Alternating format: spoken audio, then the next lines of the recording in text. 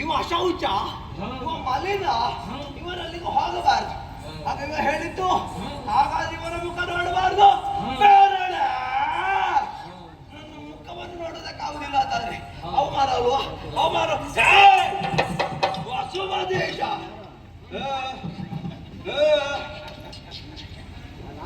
ಈಗ ನೆನಪಾದ? ನನಗೆ ಬೇಗ ತಲುಪಬೇಕು. ಈಗ ನೆನಪಾದ? ಹೌದು. ಆಗ ನೆನಪಾಗ್ಲಿಲ್ವಾ? ನೆನಪಾದ್ರಿಂದ ಹೊರಟದ್ದು. ನೆನಪಾದ್ರಿಂದ ಹೊರಟದ್ದು. ಹೌದು. ನಾನು ನಿಮಗೆ ಮಾತಾಡಿದ್ಯಾ? ಮಾತಾಡಬಾರ್ದು ಅಂತ ಸುಮ್ಮನಿದ್ದ. ಮಾತಾಡಬಾರ್ದು ಅಂತ ಹೇಳಿ ಮಾತಾಡದ ಕುಣಿತ್ರ ನಮಗೆ ಕೆಲಸ ಇಲ್ಲ ಅಂತ ಆಗ್ತದೆ. ನಿನಗೆ ಕೆಲಸಕ್ಕಾಗಿ ನಾನು ಮಾತಾಡ್ಬೇಕು. ತಡೆದೊರೆಯಲಿದ್ದು ಯಾಕೆ ಬಲ್ಲಯ್ಯ? ನಡೆಯ ರೀತಿಯಲ್ಲಿ ಇದ್ರೆ ಎಲ್ಲರೂ ಮಾನಿಸ್ತಾರೆ. ನಡೆ ಎನ್ನುವುದು ವಿಪರೀತವಾಯಿತು ಅಂತ ಆದ್ರೆ ಅದನ್ನು ಖಂಡಿಸಲು ಬೇಕಾಗುತ್ತದೆ. ಯಾಕೆ ಬಲ್ಲಯ್ಯ? ನಾನು ನನ್ನಷ್ಟಕ್ಕೆ ನಿಮ್ಮ ಪಯಣವನ್ನು ನೋಡುತ್ತಾ ಸಂತೋಷ ಪಡ್ತಾ ಇದ್ದ. ಆ ಕಾಲಕ್ಕೆ ನೀನು ನಿನ್ನಷ್ಟಕ್ಕೆ ಹೋಗ್ತಾ ಇದ್ರೆ ನನ್ನಿದ್ರಿಗೆ ಬರ್ತಾ ಇರ್ಲಿಲ್ಲ. ಆದ್ರೆ ನಿನ್ನ ಜೊತೆಗಿರುವ ಮಾತಲಿಯಲ್ಲಿ ನೀ ಕೇಳಿದೆಯಲ್ಲ, ಇವನ್ಯಾರು ಕೇಳಿದ್ದು ಮಾತ್ರ ಅಲ್ಲ, ಕುತೂಹಲ ಎನ್ನುವುದು ಎಲ್ಲರಿಗೂ ಬೇಕೆ. ನಮಗೆ ಇಂಥದ್ದು ನಿರೀಕ್ಷೆ ಇರಲಿಲ್ಲ. ಇಂಥ ನಿರೀಕ್ಷೆ ಯಾರಿಗೂ ಇರುವುದಿಲ್ಲ. ನಿರೀಕ್ಷೆ ಇಲ್ಲದನ್ನು ನಿರೀಕ್ಷೆಗೆ ಮೀರಿ ಮಾಡಿದ್ರೆ ಅದು ಕೊಟ್ಟದ್ದಕ್ಕೆ ಸಾರ್ಥಕವಾಗ್ತದೆ. ಹೌದಲ್ಲ? ಅದೇ ನಿರೀಕ್ಷೆಯಲ್ಲಿ ಇಲ್ಲಿಗೆ ಬಂದದ್ದು. ಹುಡುಗ, ನಿನ್ನನ್ನು ತಡೆದಿರಲಿದ್ದು ಯಾಕೆ ಬಲ್ಲಯ್ಯ? ಮಾತಲಿಯಲ್ಲಿ ನೀ ಹೇಳಿದೆಯಲ್ಲ, ಇವನ ಮುಖ ನೋಡುವುದಕ್ಕೆ ನಿಷಿದ್ಧ. ಹಾಗಾಗಿ ದಾರಿ ಬದಲಿಸು. ನಾನೇನು ಮಾಡಿದ್ದೇನೆ ಅಂತದ್ದು? ನನ್ನ ಮುಖ ನೋಡದಂತ ನನ್ನ ಮುಖದಲ್ಲಿ ಏನಿದೆ? ಏನು ಗರ್ವದಿಂದ ನೀನು ಬಂದದ್ದು? ನಮಗೆ ಗರ್ವದಿಂದ ಬಂದದ್ದು ಯಾಕೆ? ನಿನ್ನ ನುಡಿ ಕೇಳಿ ಗರ್ವದಿ ಬಂದದ್ದು. ನಾನೀಗ ಪರವಾಗಿ ಇದೇ ದಾರಿಯಲ್ಲಿ ಬರ್ಲಿಲ್ವಾ? ಬಂದಿದ್ದೆ. ಹಾಗೇನಾದ್ರೂ ಸಮಸ್ಯೆ ಆಯ್ತಾ? ಆ ಕಾಲಕ್ಕೆ ನಾನಿನ್ನ ನೋಡಿದ್ದಿಲ್ಲ. ನೀನನ್ನು ನೋಡಿದ್ಯಾ? ನೋಡ್ಲಿಲ್ಲ. ಈಗ ನೋಡುವ ಹಾಗೆ ಪ್ರಶ್ನೆ ಮಾಡುವ ಹಾಗೆ ಬರುವುದಕ್ಕೆ ಕಾರಣ ಆದದ್ದು ಯಾರು? ನೀನು. ಎದುರಿಗೆ ಬಂದೆ. ಪ್ರಶ್ನಿಸಿದೆ. ಆಗ ಮಾತಲ್ಲಿ ಏನು ಹೇಳಿದ್ದು? ಇವ ಅಶೌಚ, ಇವ ಮಲಿನವನ್ನು ತೊಡಗಿದವ. ಆ ಕಾಲಕ್ಕೆ ಇವನ ಮುಖ ನೋಡಬಾರ್ದು, ನಮಗೆ ಹೋಗುವ ದಾರಿ ಇದಲ್ಲ, ನಾವು ದಾರಿ ಬದಲಿಸುವ ಅಲ್ವಾ? ಅವ ಅಷ್ಟೇ ಹೇಳಿದ್ದ. ಮಲಿನತೆಯನ್ನು ಕೂಡಿದವರನ್ನು ಇವ ಕೂಡ್ತಾರೆ ಎನ್ನುವುದಾಗಿ ಹೇಳಿದ್ದಾರೆ.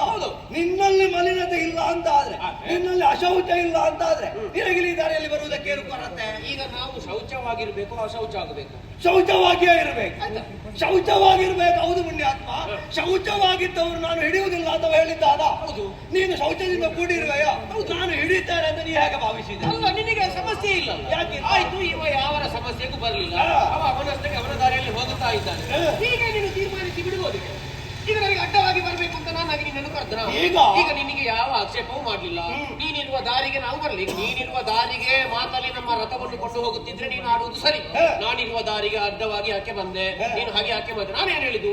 ಅವನಿಗೂ ನಮಗೆ ಏನು ಸಮಸ್ಯೆ ಆಗುದು ಬೇಡ, ಅವನ ದಾರಿ ನಮ್ಮಷ್ಟಕ್ಕೆ ಹೋಗುತ್ತಾ ಇಲ್ಲಿ, ನಾವು ಸ್ವಲ್ಪ ರಥ ಬದಲಿಸುವ, ಇಷ್ಟೇ ಹೇಳಿದ್ದು. ಈಗ ಹೋಗುತ್ತಾ ಇದ್ವಿ, ಯಾರಿಗೂ ಸಮಸ್ಯೆ ಇಲ್ಲ. ಈಗ ನೀನು ನನ್ನ ದಾರಿಗೆ ಬರಲಿಲ್ಲ ಅಂತ ಹೇಳಿ ನೀನು ನನ್ನ ದಾರಿಗೆ ಬಾರಾದ ನಾನು ನಿನಗೆ ಗೋಚರಿಸ್ತಾರ?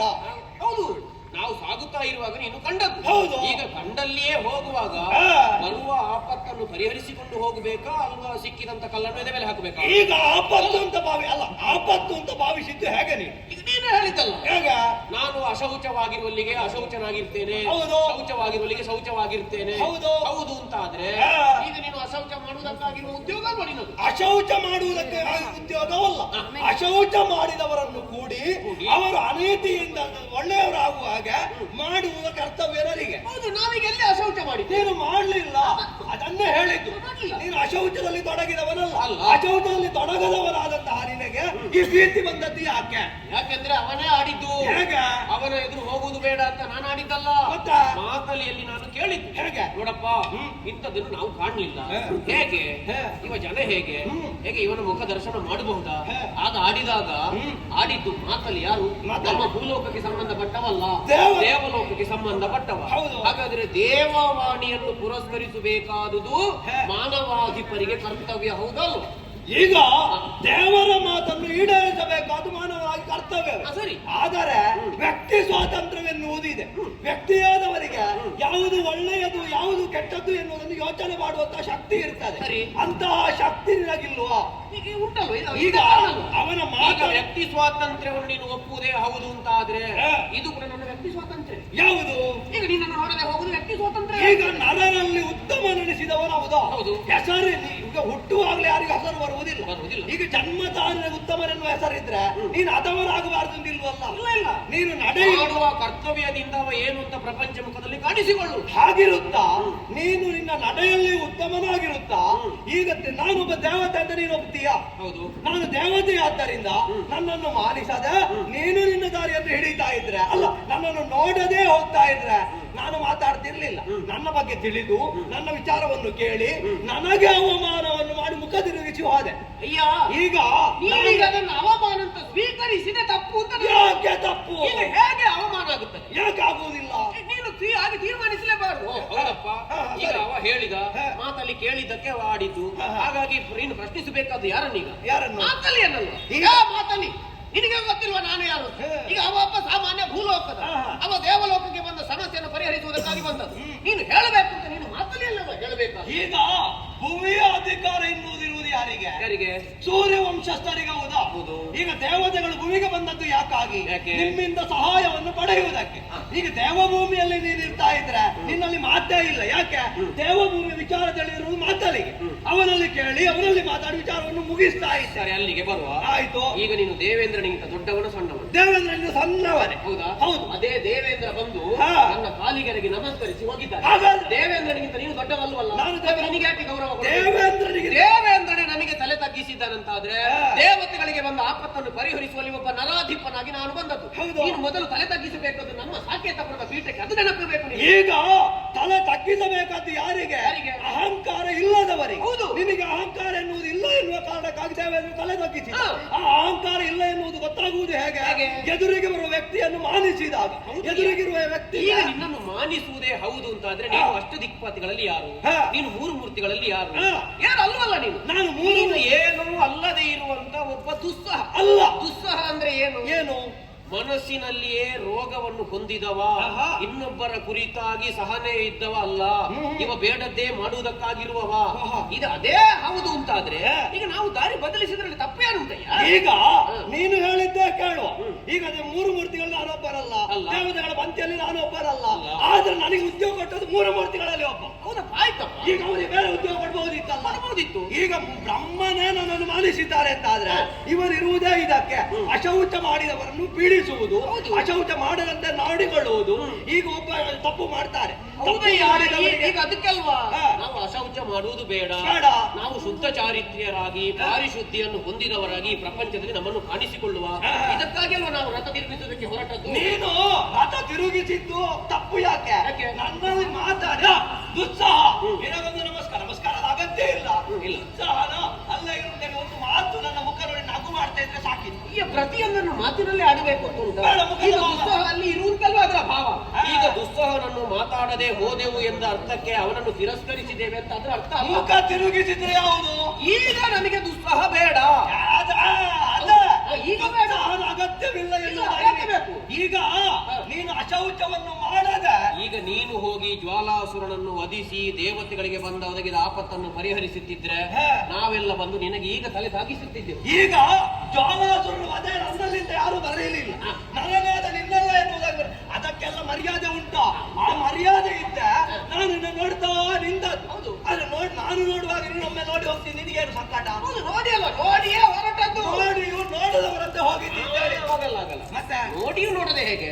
ನಿನ್ನನ್ನು ನೋಡಿ ನೀನು ದೂರದಲ್ಲಿ ಬರುವುದನ್ನು ಕಂಡು ಇವ ನಮ್ಮ ದಾರಿಗೆ ಆಗುವವನಲ್ಲ, ಹಾಗಾಗಿ ಆ ದಾರಿ ಬೇಡ ನಮಗೆ, ಹಾಗಾಗಿ ಪಥ ಬದಲಿಸಿದ್ದು. ಹಾಗಾದ್ರೆ ನಾನು ಈಗ ನಿಜವಾಗಿ ನಾನು ನಿನ್ನನ್ನು ಪ್ರಶ್ನೆ ಮಾಡಬೇಕಾಗಿತ್ತು. ಏನು? ನೀನು ಯಾಕೆ ನಮ್ಮ ದಾರಿಗೆ ಗರ್ವದಿಂದ ಬಂದೆ? ನೀನಲ್ಲ ಬಂದದ್ದು ಗರ್ವದಿಂದ. ನಾನು ಈ ದಾರಿಗೆ ಬಂದದ್ದು ಯಾಕೆ? ನಾನು ಲೋಕ ಸಂಚಾರ ಮಾಡುವ. ಪ್ರಪಂಚದಲ್ಲಿ ಎಲ್ಲ ಆಗಲಿ ಯಾವ ವೇಳೆಗಾಗಲಿ ಹೋಗುವ ಅಧಿಕಾರ ನನಗುಂಟು. ಹಾಗಿರುವಾಗ ನಾನು ಈ ದಾರಿಯಲ್ಲಿ ಬಂದೆ. ನೀ ಇದರಾಗಿ ಸಿಕ್ಕಿದೆ ನೀ ಮಾತಾಡ್ತಿಂತ ಭಾವಿಸಿದೆ. ನೀ ಮಾತಾಡ್ಲಿಲ್ಲ, ಅದ್ರ ವಿಚಾರ ನೀ ಪ್ರಶ್ನೆಯೂ ಇಲ್ಲ. ಆದರೆ ಮುಖ ತಿರುಗಿಸಿ ಹೋದೆಯಲ್ಲ, ಅದೇ ನನಗೆ ಪ್ರಶ್ನೆ ಮಾಡುವುದಕ್ಕೆ ಬಂದದ್ದು. ಇನ್ನೊಂದು ಹೇಳ, ಕೇವಲ ಮಾತಿನಲ್ಲಿ ಸಾಮದಲ್ಲಿ ಯಾವುದು ನಡೆಯುವುದಿಲ್ಲ ಅಂತ ಆದ್ರೆ ದಂಡ ಪ್ರಯೋಗ ಮಾಡಿದ್ರೆ ಹೇಗೆ? ದಂಡ ಪ್ರಯೋಗ ಮಾಡಿದ್ರೆ ಹೇಗೆ? ದಂಡ ದಂಡ ಪ್ರಯೋಗ ಈ ಕಥೆಯಿಂದ ನಿನ್ನ ಪಡೆದು ನಿನ್ನ ಬಾಯಲ್ಲೇ ಹೇಳಿಸ್ತೇನೆ. ಇದು ಎಲ್ಲರಿಗೂ ಪ್ರಯೋಗ ಆಗುವ ಕಥೆ ಅಲ್ವ? ತಪ್ಪು ಮಾಡಿದವರಿಗೆ ಮಾತ್ರ. ಈಗ ಜ್ವಾಲಾಸುರ ತಪ್ಪು ಮಾಡಿದ್ರೆ ನಿಮಗೆ ಮಾಡಲಿಲ್ಲ. ಜ್ವಾಲಾಸುರನ ಎದುರಿಗೆ ಬರಲಿಲ್ಲಲ್ಲ. ಇದು ಹೇಗಾಯ್ತು ಬಲ್ಲೆಯ? ಹೇಗಾಯ್ತು? ಒಡನೊಳಗೆ ಮೊದಲೇ ಒಂದು ಕಡು ರೋಗ ಉಂಟು. ಅದನ್ನು ತಡಿಲಿಕ್ಕೆ ಆಗುವುದಿಲ್ಲ. ಹಾ. ಈಗ ಏನು ಮಾಡುವುದು? ಏನು ಮಾಡುವುದು? ಅದನ್ನು ಪರಿಹಾರ ಮಾಡಬೇಕಲ್ವಾ? ಹಾ. ಅದಕ್ಕಾಗಿ ಹಾ. ಭೂಮಿಯಲ್ಲಿದ್ದವರೆಲ್ಲ ಪೀಡಿಸುವುದೇ ತೊಡಗು. ಹಾ. ಮಾಡಬೇಕಾದದ್ದು ಏನು? ಒಂದು ಬೆರಳಿಗೆ ಗಾಯ ಆಯಿತು ಅಂತಾದ್ರೆ ಕೈ ಕತ್ತರಿಸುವುದಲ್ಲ. ಮತ್ತ ಎಲ್ಲಿ ಗಾಯ ಆಗಿದೆ ಅಲ್ಲಿ ಮಾತ್ರ ಕತ್ತರಿಸಿ ಅಲ್ಲಿಗೆ ಔಷಧಿಯನ್ನು ಕೊಟ್ಟು ಅದನ್ನು ಅಲ್ವಾ? ಶಮನ ಮಾಡು. ಈಗ ನೀನು ಮಾಡುವುದಕ್ಕೆ ತೊಡಗಿದ್ದು ಹಾಗಾಯ್ತು. ಹೇ, ಹೇ, ಒಬ್ಬ ನರಾಧಿಪನಾಗಿ ಹೇ. ನಾನು ನಿನಗೆ ಗೌರವ ಕೊಡ್ಲಿಲ್ಲ ಎನ್ನುವ ಹಾಗೆ ನೀನು ತಪ್ಪು ಕಲ್ಪನೆ ಭಾವಿಸಿಕೊಂಡದ್ದು ಇದಕ್ಕೆಲ್ಲ ಕಾರಣವಾದದ್ದು. ಹಾಗಾದ್ರೆ ನಿನಗೆ ಸೃಷ್ಟಿಕರ್ತ ಅನುಗ್ರಹ ಮಾಡಿದ್ದಾನೆ. ಹೌದು. ಹಾಗಾಗಿ ಅವ ಹೇಳಿದ ಹಾಗೆ ಮಾಡು. ಈಗ ಬ್ರಹ್ಮ ಬರೆದ ಹಾಗೆ ಹೌದು ಅಂತಾದ್ರೆ ಈ ಪ್ರಪಂಚದಲ್ಲಿ ಬ್ರಹ್ಮ ಕೊಟ್ಟ ಆಯುಷ್ಯವನ್ನು ಮೀರಿ ಬದುಕಿದವರಿಲ್ವಾ? ಇದ್ದಾರಾ? ಇದ್ದಾರಿಲ್ವಾ? ಯಾರಿದ್ದಾರೆ? ಈಗ ಯಾರು ಇರ್ಲಿ, ಈಗ ಹೇಳಿದ್ರೆ 1000 ಕೊಟ್ಟೇನು? ಯಾವ ಬೇಡ. ಆಯುಷ್ಯವನ್ನು ಮೀರಿ ಬದುಕಿದವರು ಈ ಪ್ರಪಂಚದಲ್ಲಿ ಇದ್ದಾರೆ. ಹಾ. ಅದರ ಅರ್ಥ ಏನು? ಏನು? ನೀನೇ ಆಡಿದ ಮಾತು ವ್ಯಕ್ತಿ ಸ್ವಾತಂತ್ರ್ಯ ಬೇರೆ, ಜೀವ ಸ್ವಾತಂತ್ರ್ಯ ಬೇರೆ, ದೇವ ಸ್ವಾತಂತ್ರ್ಯ ಬೇರೆ. ಅದು ಬೇರೆ ಬೇರೆ. ಹಾಗಾಗಿ ಯಾರಿಗೆ ಗೌರವ ಕೊಡಬೇಕು, ಹಾ. ಯಾರಿಗೆ ಮನ್ನಣೆ ಕೊಡಬೇಕು, ಹ್ಮ್. ಇದನ್ನು ತಿಳಿಯದೇ ಇದ್ದವಲ್ಲ ಸಾಕೇತಪುರದ ಅಧಿಪತಿ. ಹಾ. ಹಾಗಾಗಿ ನಿನಗೆ ಗೌರವ ಕೊಡುವ ಹಾಗೆ ನಿನ್ನ ವ್ಯವಹಾರ ಇಲ್ಲದೇ ಇರುವ ಕಾರಣದಿಂದಲಾಗಿ ಹಾ. ನಿನಗೆ ಗೌರವ ಸಲ್ಲದು. ಹಾ. ಇದಕ್ಕಾಗಿ ತೊಡಗಿದ್ದು. ಹಾಗಾದ್ರೆ ನೀನು ನನಗೆ ಎದುರಾಗಿ ನಿಂತದ್ದಲ್ಲ, ನನ್ನ ಉದ್ಯೋಗಕ್ಕೆ ಎದುರಾಗಿ ನಿಂತದ್ದು. ಹೌದು. ಉದ್ಯೋಗಕ್ಕೆ ಯಾರಾದ್ರೂ ಅಡ್ಡಿ ಆಗ್ತಾರೆ ಅಂತ ಆದ್ರೆ ಅಂತವರನ್ನು ದಮನಿಸುವುದೇ ನನ್ನ ಕರ್ತವ್ಯ. ಎದುರಾಗ್ತೀಯಾ? ನನ್ನ ಪೌರುಷ ನೋಡ್ತೀಯಾ? ಇದು ಸಾಮಾನ್ಯ ಅಸ್ತ್ರ ಅಲ್ಲ. ಏನು ಮಹಾ? ಇದು ನಳಿನನಾಭಾಸ್ತ್ರ. ನಳಿನನಾಭದ? ಹೌದು. ನಳಿನ ಸಂಭವದ ಇದ್ದದ್ದ ಉದ್ಯೋಗವಿದು. ಇಲ್ಲಿ ಅವನಿಗೆ ಅವನ ಅಪ್ಪ ಇದು. ಹೌದಾ? ನೋಡುವ.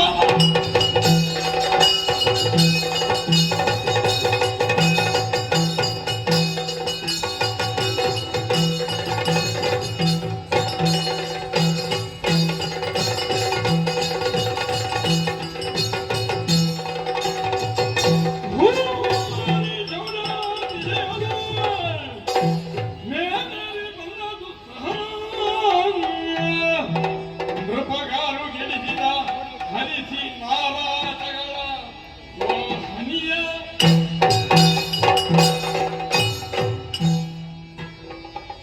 ಯಾರೆಲ್ಲ ಮನೆ ಹಾಳು ಮಾಡ್ಲಿಕ್ಕಿದ್ದಾನೆ ಇನ್ನು ಯಾರಿಗೂ ಹೆಸರೇ ಹಾಗೆ ದುಸ್ಸಹ.